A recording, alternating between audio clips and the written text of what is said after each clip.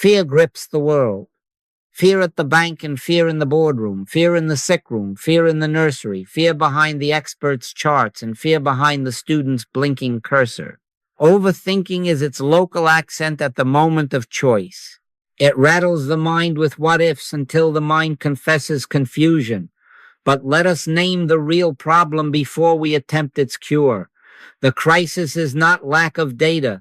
The crisis is misplaced power. We have enthroned the options and their outcomes, set them up as rival gods on the mantle of our attention, and then wondered why our peace fled the room. This is not a contest of pros versus cons, nor of left versus right, nor of past versus future. This is a question of what we acknowledge as power. There is only one power. Pause. Turn within. Decide in peace. That is not a slogan. It is a doorway. The scriptures have already uttered the heart of it. Be still and know that I am God. Not be frantic. Not calculate beyond your strength. Be still. No. In that stillness, the mesmerism of fear loosens. In that knowing, choice becomes simple, not because we have reduced the complexity of life, but because we have refused to give power to that which is not power. Fear is a universal thing. It is not your fear. Fear is not a power. Its only energy is the attention you lend it. Withdraw that and it collapses like a tent with no poles. The battleground is not between job A and job B, doctor's counsel and neighbor's opinion. The battleground is the altar of awareness. Whom do you enthrone there? If you enthrone the spirit, if you acknowledge one power in the midst of many options, the options arrange themselves as effect. If you enthrone the options as power, you become a sacrifice upon their altar. I say this not as a theory read in a book, but as a witness of years. If I hadn't observed over and over that decisions become light when sourced in the spirit, I could not speak so quietly now, but I have seen the heavy yoke fall when grace is allowed to act. My yoke is easy, and my burden is light. That is either poetry or it is law. I testify it is law. Let me show you how close help is. Once a young architect stood at his studio window, 2 contracts on the table, each one promising gain and loss. He had his figures. He had his counsel. He did not have his peace. I asked him for 30 seconds, no more. Do nothing, I said, but acknowledge the presence, not to get an answer, to enthrone the answerer. He closed his eyes. 30 breaths had hardly passed before the pressure broke. A quiet, almost unremarkable rightness took its seat inside him. It did not shout. It did not bribe. He signed what peace signed. Months later, he wrote, "It was not the bigger contract, it was the lighter one, and it multiplied, not by might, nor by power, but by my spirit. So hear me as plainly as I can speak. Your paralysis is not the proof that life is too complex. Your paralysis is the proof that you have placed causation where it does not live. All power is within ourselves as the recognition of the infinite invisible. Nothing from without can enter to defile unless we grant it entry as power. We can smile at the procession of options, yes, smile when we have withdrawn our fear from them.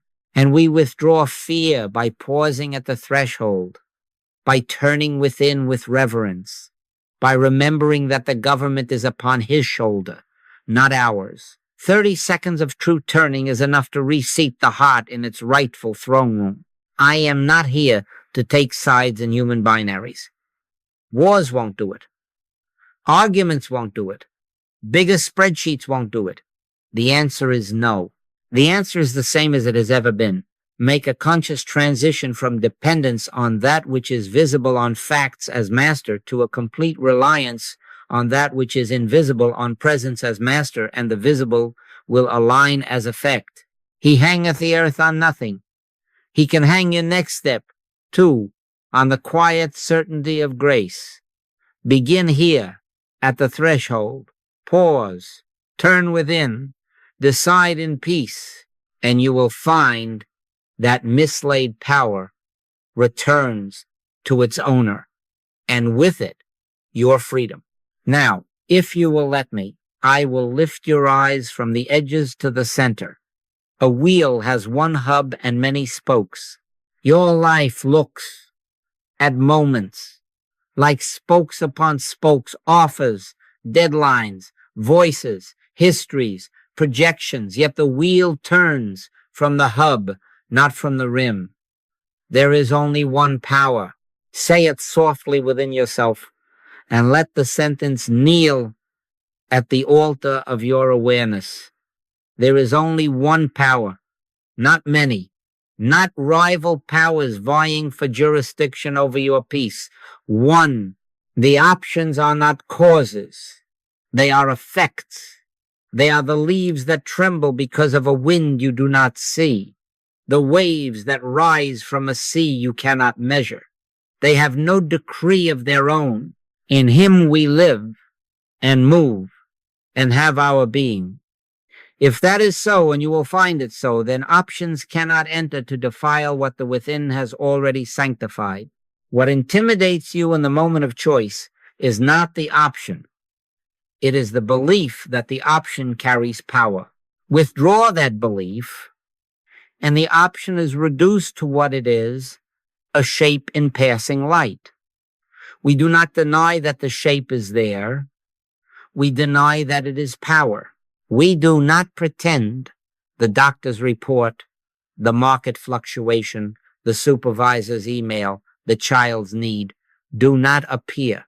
We simply refuse to assign them the seat of authority. Stand still and see the salvation of the Lord. Stand still does not mean inactivity. It means inner non-consent to outer rulership. Stand still long enough to enthrone the one within, and the many without arrange themselves in obedience. Our method, therefore, is antithetical to the world's method. Not outer pressure, but inner authority. Not compulsion, but causation. Not the lash of urgency, but the law of peace. Sword of the Spirit, not the whip of the calendar. Government upon his shoulder, not upon your nerves. If I hadn't watched this operate through years, if I hadn't seen rooms quieted and pathways clarified by nothing more than a turning within, I couldn't ask you to trust it when contracts, bills, prognoses, elections shout at your door. But I have seen the shouting rendered voiceless when one person in the room remembers the hub and the spokes fall into place. A mother once told me she was torn between schools for her son. Prospectuses lined her kitchen table like soldiers. Each school marched out its strengths and hid its weaknesses smartly. She paced until the pacing became a trance. I asked her to sit. For half a minute, I said. Withhold your consecration from the papers. Do not seek which school to choose. Seek to know that there is one power. Know it until you can say to these papers, thou hast no power over me. 30 seconds. Something as mild as a breeze moved through her. She did not feel pushed. She felt relieved. I see it, she said. Not the ranking, the reality. And when she chose in that light. Later, she told me it wasn't the most acclaimed, it was the most right. And the rightness proved itself in the boy's spirit. Perfect love casteth out fear. Not perfect spreadsheets, perfect love, the recognition of one. This is not taking sides with one option against another. This is taking sides with the center against the edge. When the one power is acknowledged, the many options are stripped of their pretense of ultimacy. They stop roaring. They take their place as messengers, not masters, as effects, not causes. The mind loses its tremor. You will know it by this sign. Peace returns before the signature. before the call, before the first step. Peace first, then the step. In quietness and in confidence shall be your strength, not in the acceleration of thought, not in the multiplication of contingencies, but in quietness and confidence, in the conscious reverence for the invisible as the only causative agent in your affairs. So when you meet the crossroads next, and you will do not ask the corners to bless you, ask the center to reveal itself. Smile, if you can, at the parade on the rim. Smile, because you have withdrawn the only gift fear ever demanded, your consent. And having enthroned the one, you will find the many become easy, light, almost simple. The option you choose will not carry you. The one will carry both you and it. It is your Father's good pleasure to give you the kingdom. That kingdom is not a future prize. It is the present reign of peace that renders decisions untroubled and paths straight. Recognize the one power in the midst of options and see how quietly the edges fall into line. Now that you have looked from the rim to the hub, let me place upon your heart the secret of lightness. God's grace is our sufficiency in all things, timing and direction included. My grace is sufficient for thee, not your cleverness, not your forecasts, grace. The same grace that keeps planets obedient to an unseen center will keep your next step aligned without your forcing. Cast thy burden upon the Lord, and he shall sustain thee. This is not poetry for the grave. It is provision for the desk, for the kitchen table, for the moment the cursor blinks and the phone waits. I could not say this so plainly if I hadn't watched it operate again and again. When grace is acknowledged as the government, the strain slides off the shoulders. The yoke reveals itself to be easy. Here is our reframe of agency. Replace striving with yielding. We are not advocating idleness. We are advocating right causation. Yield the reins. Let grace carry the decision, and the load becomes light.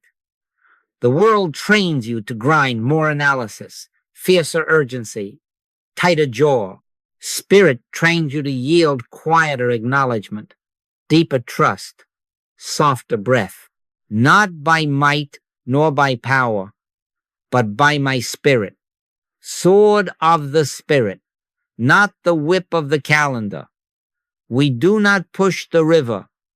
We step into its flow. We no longer work for an answer. The answer arrives by grace as recognition. Hear that well. The answer does not arrive as a bribe to sweat, but as recognition in stillness. It is not manufactured. It is revealed. Except the Lord build the house, they labor in vain that build it. Except the Lord shape this choice, labor grinds without fruit. Once a department head sat across from me with charts stacked like little city blocks, 3 hires to make, a dozen metrics to satisfy, and sleep had left him as if evicted. He had hammered at it all weekend. Monday looked no better. I asked him for half a minute, not to fish for an outcome, I said, but to release the reins. Say within yourself, I of mine own self can do nothing. Father, glorify thyself as wisdom here. Thine is the kingdom and the power and the glory. Then be still. He closed his eyes. 30 seconds. That was all the time it took for the push to lose its authority. Nothing dramatic, no voice from the ceiling, but a recognition like a room coming gently into focus. He did not have all 3 hires named at once. He had order. He had first and next. In the day that followed, 2 candidates surfaced with confirmations he had missed because of hurry. He leadeth me beside the still waters. Not shoves, leading. The decision was received, and the receiving removed the grind. Make room for grace to operate. How? Test and see. Take one decision today, small or large, and refuse to work it by fear. Gift it 30 seconds of true turning. Close the door if you can. If not, close the inner door. Acknowledge one power. Say within, quietly, "Speak, Lord, for thy servant heareth." Say, "Thy will be done." And mean by that not a fatalistic shrug, but a yielded availability. Then do the next simple thing peace permits. Note the sign. Pressure recedes, breath lengthens, a rightness, not yet verbose, takes its place in you.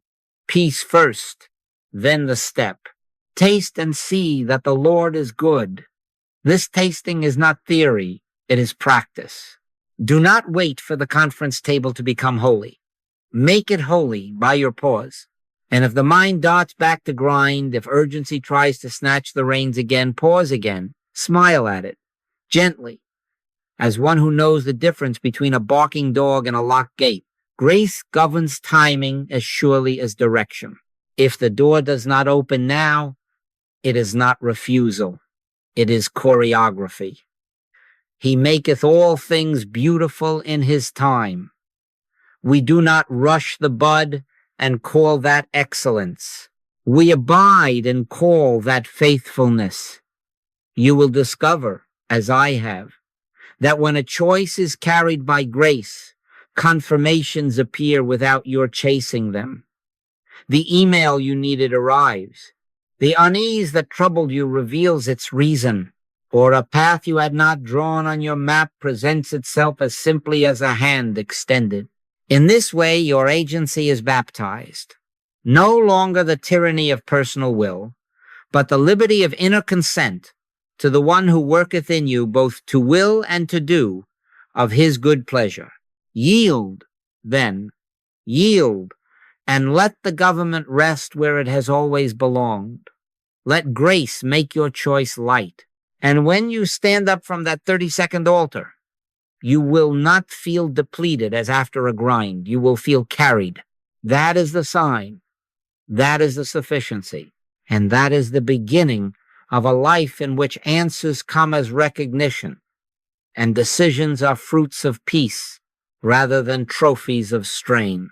Now we make the conscious transition from dependence on the visible to reliance on the invisible.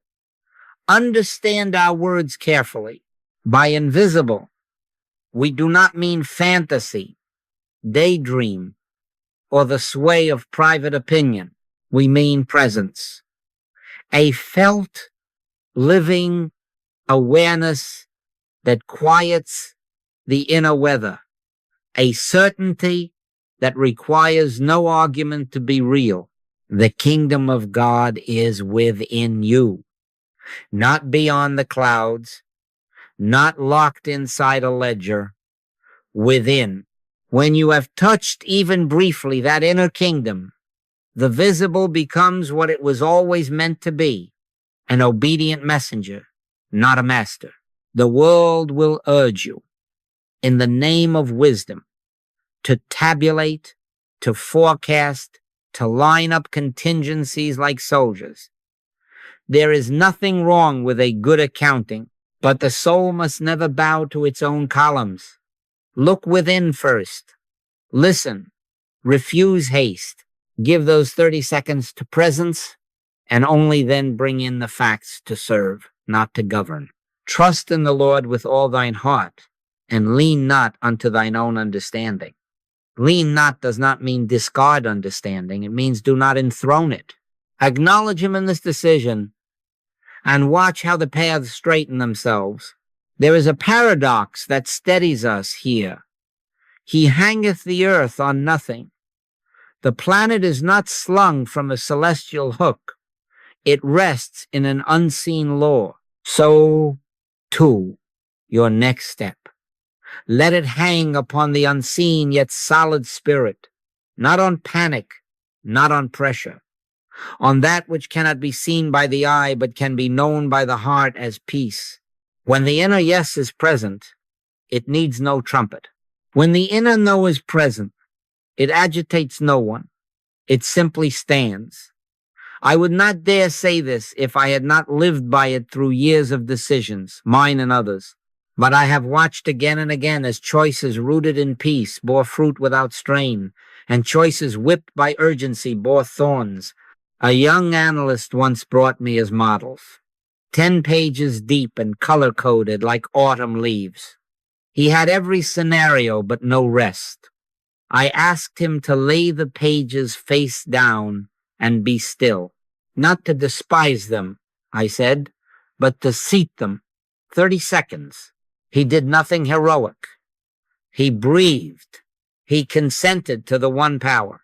When we turned the pages back over, they had not changed. He had. There was a quiet alignment in him, the sense of first and next, of which risks were real and which were only phantoms with painted faces. In quietness and in confidence shall be your strength. He chose. And later he told me the numbers were the same, but they no longer shouted. They answered. Make this your order of operation. Presence first, procedure second, spirit first, spreadsheet second, sword of the spirit, not the whip of the calendar. You will find that facts, when demoted from deity to duty, perform beautifully. They stop threatening and start informing. They stop lording and start serving. Man shall not live by bread alone, and we might add, nor by data alone, but by every word that proceedeth out of the mouth of God, by every interior assurance that comes not as argument, but as recognition. Do not fear that you will become impractical. You will become precise. You will weigh what must be weighed, but you will not be weighed down. You will listen to counsel, but you will not be ruled by clamor. You will read the report, but you will not surrender the scepter. This is the transition. Withdraw your consecration from appearances as cause and offer it to the invisible as cause. Then let the visible align as effect. In all thy ways acknowledge him, and he shall direct thy paths. That is either a verse for framing or a law for walking. I invite you to walk it. Look within first. Listen. Refuse haste. Then consult the facts kindly, firmly as servants, standing ready to help you carry out what peace has already signed. Let me give you, now, the simplest altar you can carry anywhere, a practice so brief that no schedule can refuse it, so deep that no decision can corrupt it. 30 seconds, not theory, turning, be still, and know that I am God. That is our whole method in seed form. We will not argue with appearances. We will withdraw their borrowed importance and enthrone the one. First, stop. 5 seconds will do. Stop and let the body obey the soul's intention. Be physically still. Unclench the jaw. Unlace the hands from their fist of urgency. Let the shoulders drop their pretense of governance. You are not abdicating responsibility. You are relocating it. The government shall be upon his shoulder. Let your bones remember that. Second, breathe. 1 slow inhale, 1 slower exhale. As you breathe out, let a small, quiet smile appear, not bravado, not performance, just the sign that fear has lost the stage. You can smile because you have ceased to serve the problem as power. Peace be unto you, said the master, and with that breath you consent to peace as law. Do not hunt an answer. Breathe and allow the room within you to widen. Third, acknowledge. Whisper it within so gently that it sinks beyond argument. There is only one power present here, not the deadline, not the diagnosis, not the market. One power. God's grace is my sufficiency in this. Now, say it without strain. Say it and let it say you. This is not mantra as magic. This is recognition as government. My grace is sufficient for thee. Let sufficiency be your atmosphere. Fourth, withdraw. Silently address every outcome parading before you, every pressure auditioning for your throne. Thou hast no power. Say it kindly, not combatively. Get thee behind me. Not as anger, but as clarity. To gain is not power. To lose is not power. To be praised is not power. To be blamed is not power. The spreadsheet has no power. The symptom has no power. The calendar has no power. No weapon that is formed against thee shall prosper because it carries no authority except what you lend. Withdraw the loan. Take back the consent. Fifth, ask and listen. Not for paragraphs, for peace. Speak, Lord, for thy servant heareth. Then wait 5-10 seconds for the smallest clear nudge, the gentlest inward rightness. Do not demand fireworks. Accept the first simple sense of next that arrives without push. Make the call, delay the email, choose the lower bid, take the walk, say no without drama, say yes without bargaining. In quietness and in confidence shall be your strength. Recognize strength as quiet alignment, not adrenaline. Seal it. Thank you. That is all. Not thank you for the outcome you prefer. Thank you for presence established and peace enthroned. Rise and proceed only with the peace you feel. If peace says wait, wait. If peace says go, go. Let thy will be done mean. Here and now, thy peace will govern the step. I have tested this from kitchens to boardrooms, from hospital parking lots to airport gates. If I hadn't watched it work across years, I wouldn't dare commend it to you in your hour of choosing. But I have, and I do. 30 seconds is not a bargain with God. It is a relinquishment of counterfeit powers and a return to the one. Practice it today, 10 times if needed. Practice it when the phone rings, before you answer. Practice it at the cursor, before you type. Practice it in the doorway, before you knock. You will learn the language of peace by using it. And as you do, you will find that decisions cease to be wrestling matches and become acknowledgments, fruits of an inner kingdom already come. Let the peace of God rule in your hearts. Let it rule for 30 seconds, and the rule will extend into the hour. Now you will ask, how shall I know that I am not mistaking my wish for his will? How shall I recognize Spirit's direction when I have turned within and the room is quiet? By its sign. Peace is the voice, not paragraphs, not pressure. Peace. My peace I give unto you, not as the world giveth.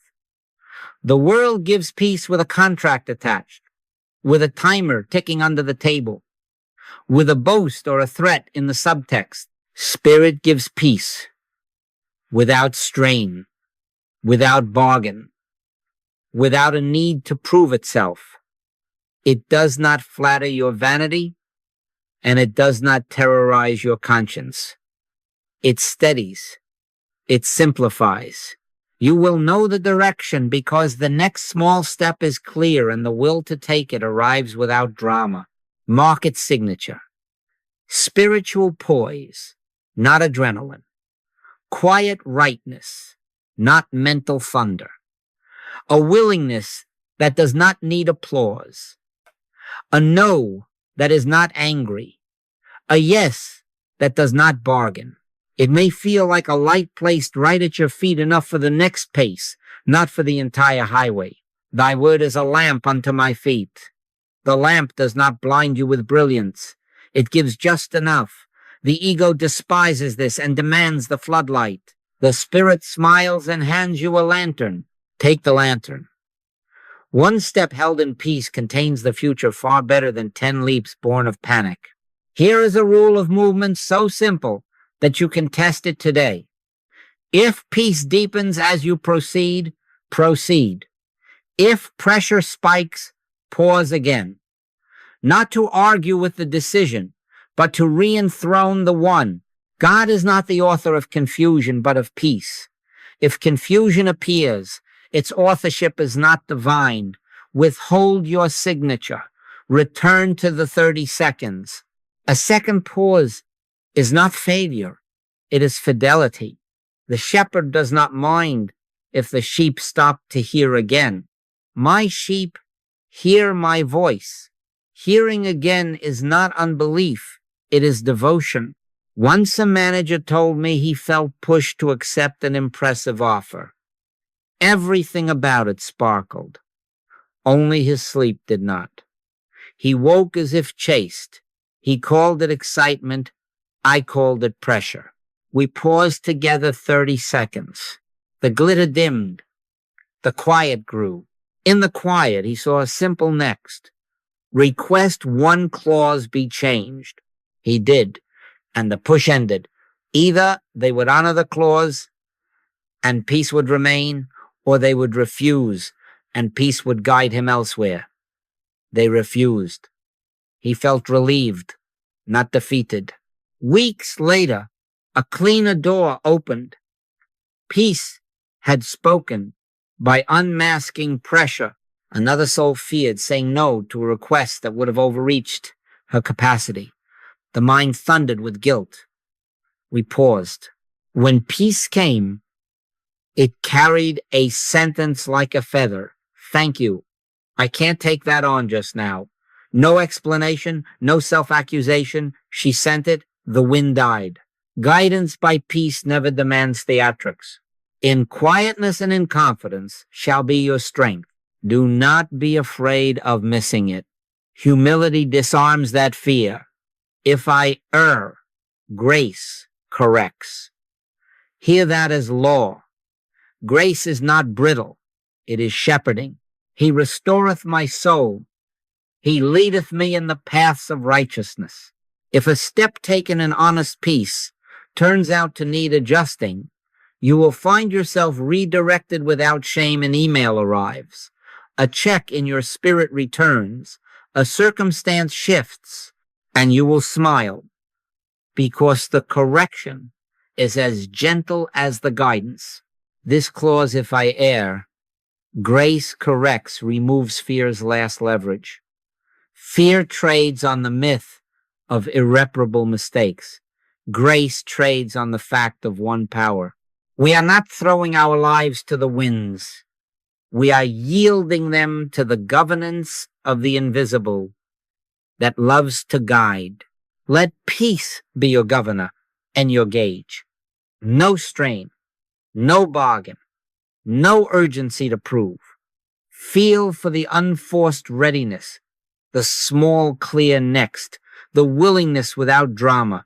If it is there, step. If it is not, be still. The stillness is not empty. The stillness is appointment. And as you practice, the texture becomes familiar.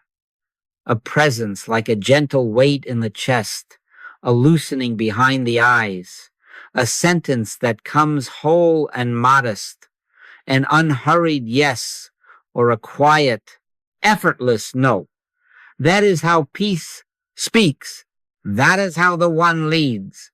And when that peace rules first, decisions cease to be wagers and become obedience, light, exact, and free. Let the peace of God rule in your hearts. Let it rule, and let your steps be its speech. Before you take the step that peace has shown, clear the altar. Do not carry counterfeit gods into a holy act. Thou shalt have no other gods before me. That is not a museum commandment. It is a present instruction for decision. The mind, beguiled by haste, enthrones many little rulers without noticing, gives incense to outcomes, lights candles to timelines, bows to others' approval, trembles before scarcity. burns offerings to past failures, consults the oracles of imagined futures. We are not denying that these appear. We are denying that they are powers. This is deprogramming. This is worship corrected. Name the idols. Call them out of their disguises. Outcome, thou hast no power. Timeline, thou hast no power. Others' approval, thou hast no power. Scarcity, thou hast no power. Past failure with its ghost stories, thou hast no power. Imagined catastrophe dressed as prudence, thou hast no power. Say it gently, surely, as one who has remembered the king and is asking the pretenders to step down. Do not argue with them. Do not despise them. Just relieve them of a job they were never qualified to hold. Little children, keep yourselves from idols. Keep yourselves not by fury, but by recognition. There is only one power. Here is the law that frees. Fear is a universal mesmerism, not a personal property.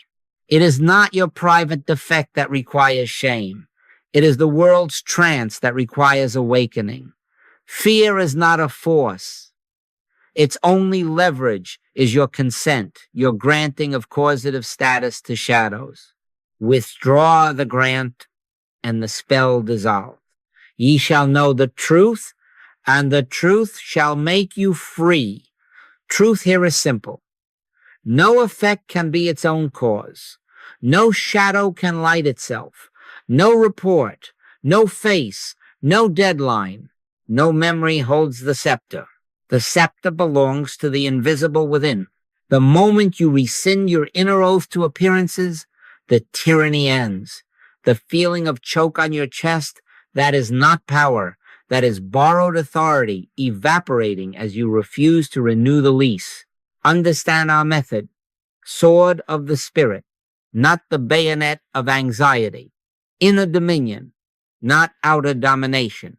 We are not trying to beat outcomes into compliance. We are enthroning the one and letting effects align, not by might nor by power, but by my spirit. This is not passivity. It is right government. It is the steady, almost tender nullification of every false claimant until the heart is a single seat throne again. Practice it aloud within yourself before the 30-second pause, during it and after it. Before, when the parade of possibilities marches with drums, stand at the curb of your own awareness and speak. Thou hast no power. Say it to the loudest drum first, perhaps the need to please a face that frowns when you are faithful. Others' approval. Thou hast no power over this. Say it to the clock that glares. Timeline. Thou hast no power. My times are in thy hand. During, as you breathe and acknowledge the one, let each pretender be kindly dismissed. Scarcity. Thou hast no power. The Lord is my shepherd. I shall not want. Past failure. Thou hast no power. Old things are passed away. Behold, all things are become new. Imagined future. Thou hast no power. Sufficient unto this moment is presence. After, when you rise to act, and one of them tries to reclaim the altar, repeat it without heat. Thou hast no power. Smile. Keep the throne single. Once a woman came to me with a mind crowded by 3 frightful ushers. A hard deadline, a supervisor's probable displeasure, and the memory of a previous misstep. She could not see straight for the fog. We did not wrestle the supervisor. We did not beg the clock. We named the idols and removed their robes. Deadline. Thou hast no power. Government upon his shoulder includes timing, approval. Thou hast no power. Favor is not a commodity to be rented by fear. Failure. Thou hast no power. The past cannot prosecute in a court already ruled by grace. We paused 30 seconds. Peace returned. In that peace, a simple step appeared. Address the true priority now and speak plainly to the supervisor about sequencing. She did. The fog dispersed.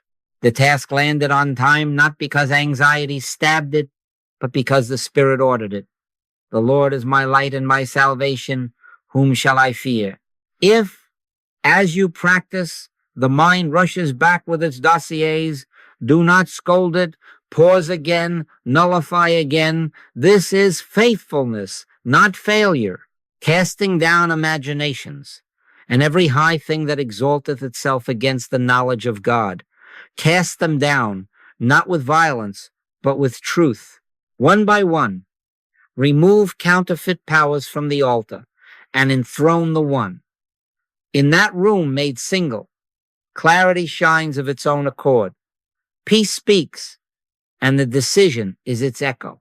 Begin where your hands already are.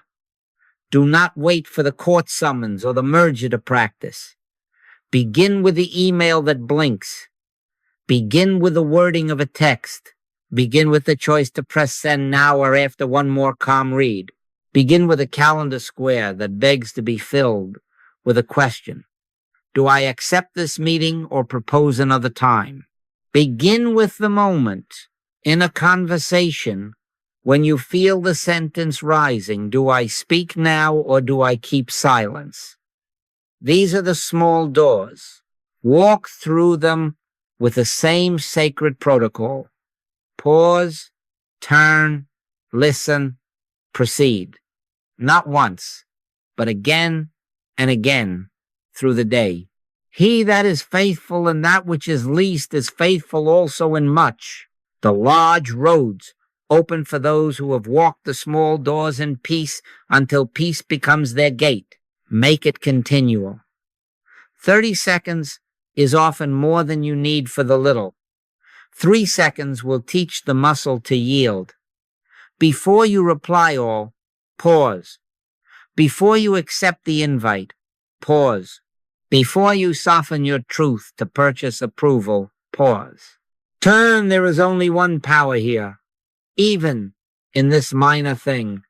Listen, feel for the quiet readiness, the unforced yes, the gentle no. Proceed simply, without speech making. Then go on to the next small door. Line upon line, precept upon precept, here a little and there a little. In this way, the practice ceases to be an emergency technique and becomes natural breath. You will make a discovery as dear as it is practical. Rework diminishes. Regret recedes. The draft you would have had to retract never leaves your outbox. The apology you would have needed does not require composing. The meeting that would have burned an hour in fog never makes it onto the day. Decisions made in peace carry no hangover. I would not say this if I hadn't witnessed it in my own affairs and in many lives over and over. The quiet half-minute saved the loud 2 hours. In quietness and in confidence shall be your strength. Strength in these little things is the absence of later repair. Do not despise the day of small things. Heaven does not. The shepherding of the Spirit concerns itself with your sentence tone as readily as with your life direction. If the one governs all, then nothing is too trivial to be included in its law. This inclusion trains you for the hour when weight seems heavy. Fear says, the big decisions require a special gear. Grace says, use the same pause, the same turning, the same peace. Athletes do not learn composure in the championship. They carry into the stadium what they practiced in the empty gym. So, with us, practice in the corridor of ordinary hours, and when you reach the boardroom, the hospital room, the courtroom, you will not invent a new method. You will keep breathing the old one. The heart will already know the taste of peace and refuse counterfeits. Let the day itself become your teacher. Set a quiet inward bell to ring at the thresholds. at doorways, at the ding of incoming mail, at the calendar prompt, at the phone's vibration. Each ring is an altar. Do not preach to anyone. Practice silently within yourself. Smile at the hurry and withdraw its power. My times are in thy hand. Then do the next simple thing peace permits. Keep a small witness notebook if you like, not to boast, but to see with your own eyes what grace prevents. You will notice a tincture of ease added to the hours, a widening of space between stimulus and response, a confidence that grows without bravado, because it is not about you at all. It is about the one who orders steps. The steps of a good man are ordered of the Lord, and a step is as small as pressing send, as sacred as holding still. If you forget, begin again. If you blurt, correct gently. Do not scold yourself. Pause again. Turn again. Listen again. Proceed again. Repetition is consecration. The mind learns by doing, and the soul rejoices to make common things holy. You will awaken one morning and realize that the pause has moved from the periphery to the center, that the inner turn happens as naturally as swallowing, that fear's little tugs no longer jerk the wheel. Then, when a large decision appears at the horizon, it will not frighten you, because it will not be new. It will be only another door no larger to spirit than the send button was yesterday. Faithfulness in small decisions prepares you to meet large ones without fear. This is not ambition. This is order. This is not grinding. This is grace in habit, peace in motion, the one power trusted in trifles until the whole life moves as one unhurried yes. If the pause governs trifles, it governs the whole. If the one rules the doorway, the one rules the city gate. There are not many spirits, many protocols, many laws there is, one power, and therefore one method. Turn within, enthrone the one, proceed from peace. Carry this into health first, where fear likes to costume itself as urgency. Do not despise help. Despise only panic. Be still. Acknowledge the presence. Withdraw power from the symptom's trumpet. Bless the Lord, O my soul, who healeth all thy diseases. Then consult, if you are led to consult, from poise, not from dread. I am not saying neglect. I am saying govern. Sword of the Spirit, not the bayonet of anxiety.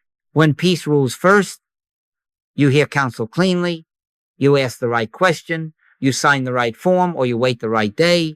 I have sat in hospital corridors where 30 seconds changed the atmosphere, and because the atmosphere changed, the steps were ordered without confusion. In quietness and in confidence shall be your strength. Let strength be quietness first. Carry the same rule into work and calling. Is more hustle the solution, bigger bombs of effort, longer nights, fiercer emails? The answer is no. Except the Lord build the house, they labor in vain that build it. Turn within before you pick up the hammer or the phone. Name the pretenders. Urgency, thou hast no power. Ambition, thou hast no power. Comparison, thou hast no power. Ask, what is mine to do in purpose today? Peace will narrow the noise to a clean assignment. Sometimes it will say, do the invisible groundwork, not the visible theater. Sometimes it will say, make the call you fear and make it without drama. And when promotion or opportunity glitters, let peace verify it. Guidance favors purpose, not noise. Finances live under the same governance. Scarcity tells old ghost stories and calls them prudence. Withdraw their licenses. Scarcity, thou hast no power. The Lord is my shepherd. I shall not want. My God shall supply all your need according to his riches and glory. From peace, you will save without fear, spend without guilt, give without performance. The numbers, like servants, will line up at their stations. You will find that budgets drafted under grace work without the hidden tax of fret. A bill will be paid in order. A desire will be held lightly until it ripens or falls away. A gift will be given where peace points, not where pressure markets. Grace as sufficiency reframes the whole ledger. We no longer work to live, we work to express, and the living flows by grace. Bring the pause to relationships. A soft answer turneth away wrath, not weakness, a governed tongue. When the text arrives that pricks your pride, stop, breathe, remember the one. Sometimes peace will give you a sentence so simple you could miss its power. Thank you for telling me. Let me think on this.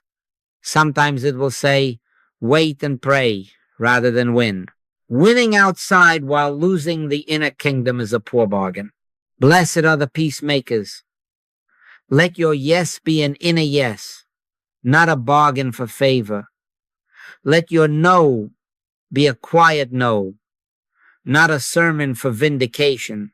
You will watch storms sink without argument, because the wind you withdrew no longer feeds them.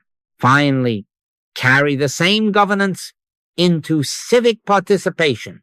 This is not taking sides. This is taking God. Pray first. Pause 30 seconds before headlines, before ballots, before conversations that can turn into camps. Render unto Caesar the things which are Caesar's, and unto God the things that are God's. Research in peace, act without enmity.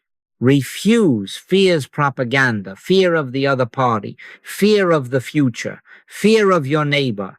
Fear thou hast no power.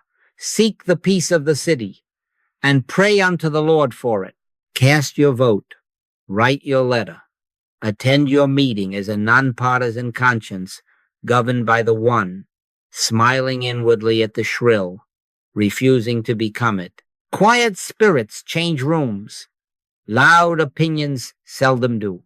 One protocol, many rooms. One pause, many doors. One power in the hospital, the office, the market, the table, and the city gate. One Lord, one faith, one baptism. Make the turn, nullify the idols, listen for peace, and move.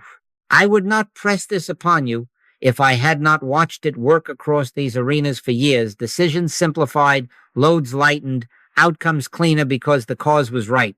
There is only one power. When you honor it first, the same law governs the rest, and your life in all its chambers begins to move as one unhurried. Yes, there will be moments, perhaps this very hour, when you turn and the mind keeps running, when you breathe and the chest still tightens, when you say there is only one power, and yet a dozen little powers shout from the edges. Do not call this failure. Call it weather. Looming deadlines drum on the roof. Analysis addiction multiplies, spreadsheets in the head. Second guessing paces the corridor, asking, are you sure? Are you sure? And sometimes the silence itself feels empty, like a room where no one answers your knock. This is not the absence of God. This is the noise of fear, uncloaking as it loses your consent. Fear is universal mesmerism, not a personal defect. Smile at it. Do not argue. Withdraw the loan of power and return to the one. Shorten the horizon. The mind wants the map to the end of the year. Spirit hands you a lamp for the next step. Thy word is a lamp unto my feet, not a floodlight unto the interstate. Ask, what is the one simple act peace permits now? If a clear, unforced next appears, take it. If none appears, do not invent one. No peace, no move. Or if the hour demands movement, take the smallest peaceful action and recheck. We live step by step, not panic by panic. Take therefore no thought for the morrow. Let tomorrow belong to grace while you honor this one step in peace. When the silence feels empty, remain gentle. The urge is to fill it with more thinking, more scrolling, more counsel from frightened friends. Hold your ground kindly. The quiet is not vacancy, it is preparation. Be still and know that I am God. Knowledge blooms in stillness the way dawn gathers before it breaks. Keep the 30 seconds honest. Breathe. Acknowledge. Withdraw. Ask. Listen. If you hear nothing, cherish the quiet as appointment, not neglect. Often, the first fruit of the pause is not information. It is dethronement. That subtle relief when the idols step down and your heart becomes a single seat throne again. In that room, the whisper can be heard. Analysis addiction will ask to reopen the file after every step. Second guessing will serve subpoenas hours after you acted in clean peace. Do not go to court with them. If pressure spikes after you move, pause again. Say within, grace governs this step and its sequel. God is not the author of confusion, but of peace. If confusion appears, withhold your signature and let grace revise. This is how we live. Action from peace, recentering when disturbed, correction without drama. My sheep hear my voice, and the shepherd does not scold when we stop to listen again. And deadlines, oh, those clocks that glare, meet them with government, not groveling. Compress the inner horizon to the next faithful focus. What one task is mine this hour? Name the pretenders. Urgency, thou hast no power. Dread, thou hast no power. Then work from poise. You will find that ordered minutes do more than frantic hours. The government shall be upon his shoulder. Place even your timing there. Many times I have watched the clock soften when the soul stops serving it as a god. Now hear the mercy that keeps us. Grace self-corrects the sincere. If I err, grace corrects. Make that your covenant. He restoreth my soul. He leadeth me in the paths of righteousness. A misstep taken in honest peace becomes a classroom, not a prison. An email can be amended. A meeting can be rescheduled. A word can be clarified. All things work together for good to them that love God. Love him now in the pause. Let grace weave even your detours back into the road.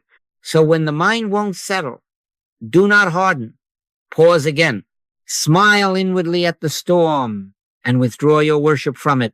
Shorten the horizon. Take only the step that peace will bear.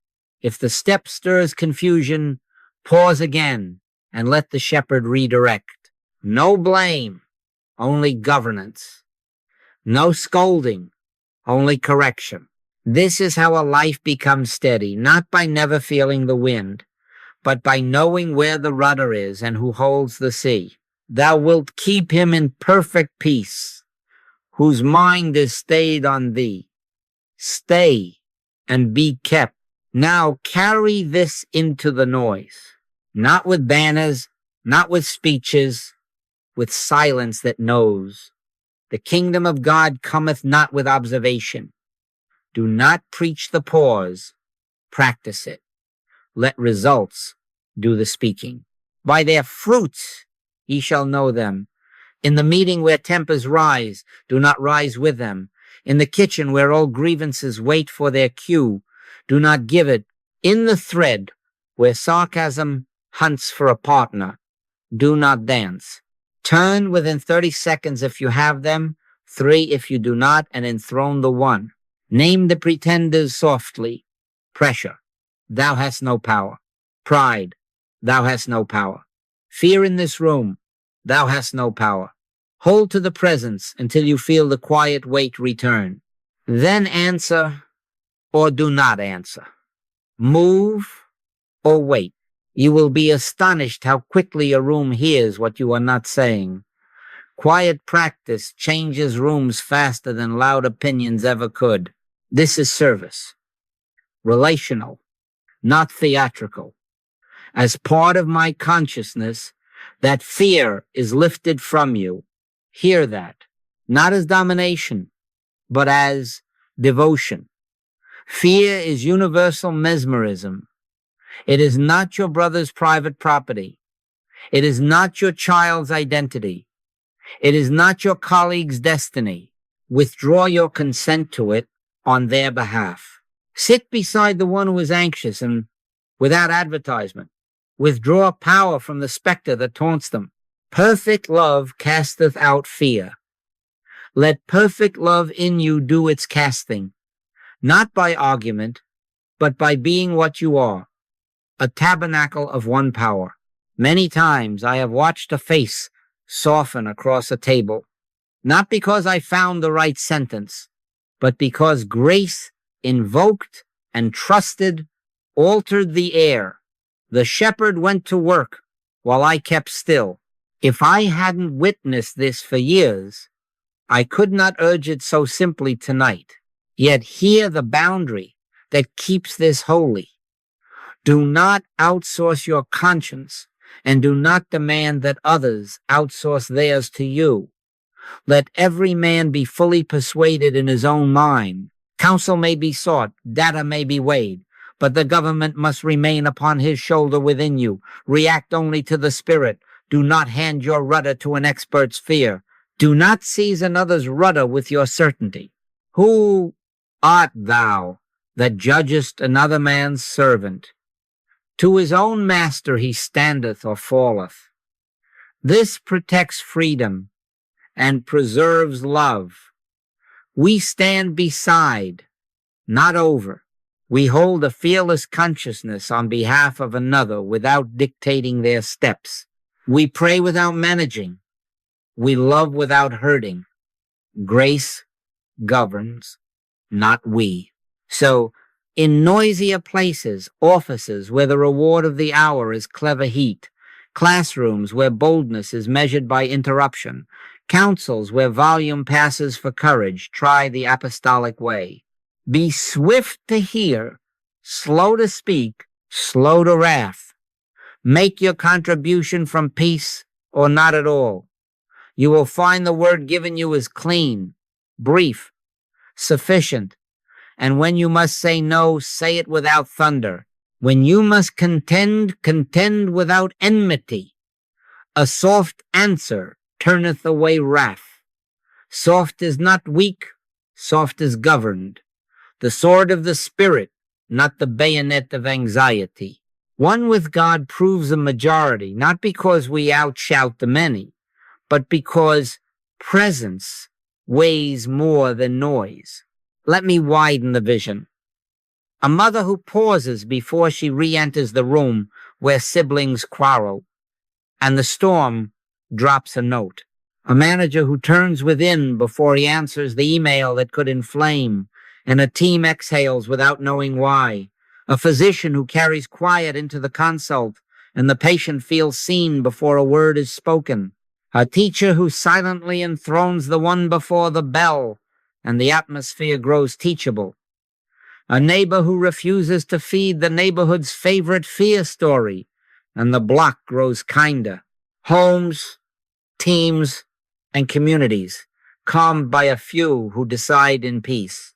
He arose and rebuked the wind, and said unto the sea, Peace, be still.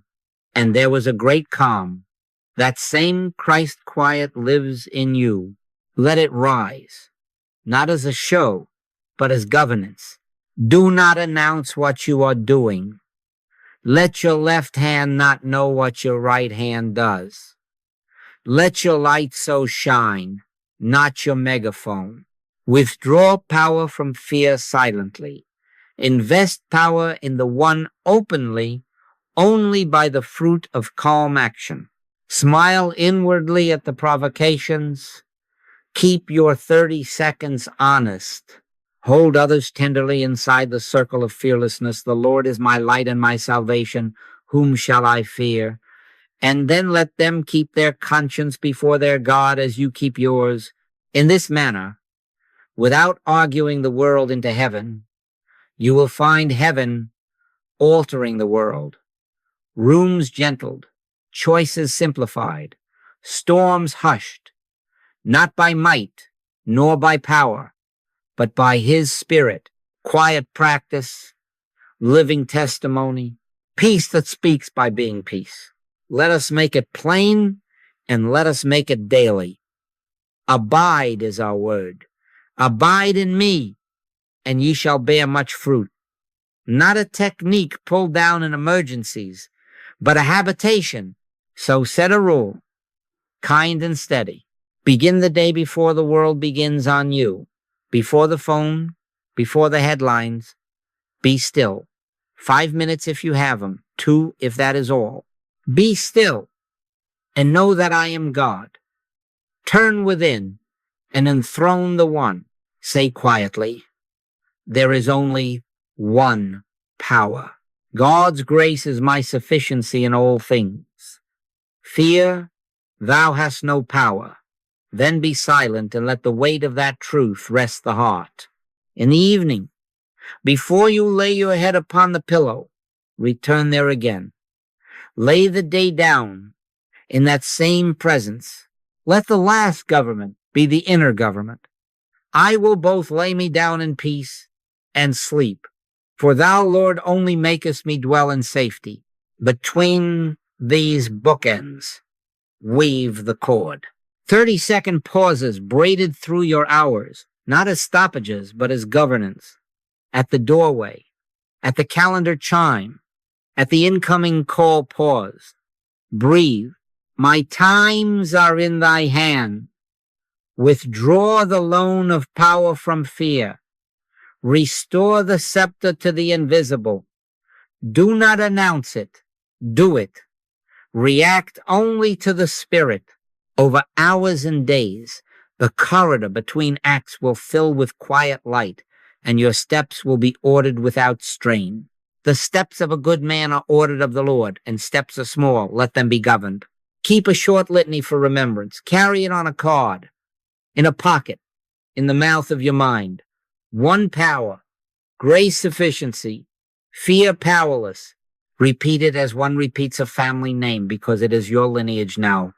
Let it meet the mood that rises.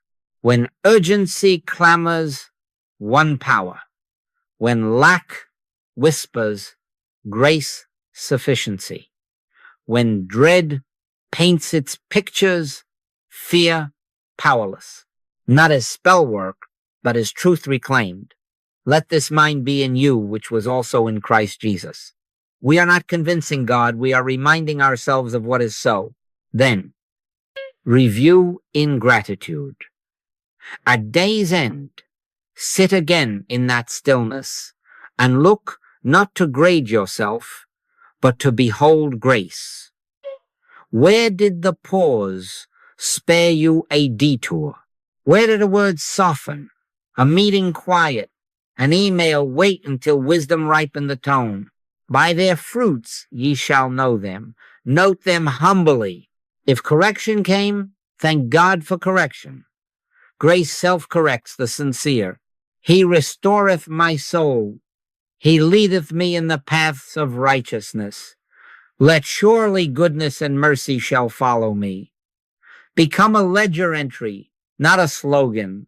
You will see the signs following, not fireworks, but clean footsteps, less rework, fewer apologies, more right-timed yeses and quiet no's. Praise God for signs that follow. Seek not the signs, but the kingdom. Hear now the blessing under which you may go and keep going. The presence of the gentle Christ is sufficient to calm the storms of life. It calmed seas that had terrified seasoned fishermen. It will calm your boardrooms, kitchens, inboxes, clinics, and courts. Peace, be still. That word still governs. I have watched tempests of policy and tempests of pulse obey it when it was spoken from within consciousness that abides. If I hadn't witnessed this across years and rooms and nations, I could not speak so simply. But I have, and I do. One with God proves to be a majority, not by noise, but by presence. So make your covenant. Begin tomorrow morning. Better yet, begin tonight. Abide a few minutes in the inner presence, end there again, and string the intervals of your hours with honest half minutes of turning. Keep your litany near.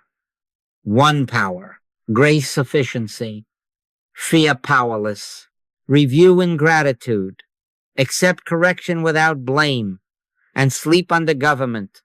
Abide until the pause ceases to be an act and becomes your way. Advance as the fruit appears, unforced and clean. Thou wilt keep him in perfect peace, whose mind is stayed on thee. Stay, beloved. Be kept, and as you are kept, your decisions will become peace's quiet fruit, not by might, nor by power, but by his Spirit. Amen.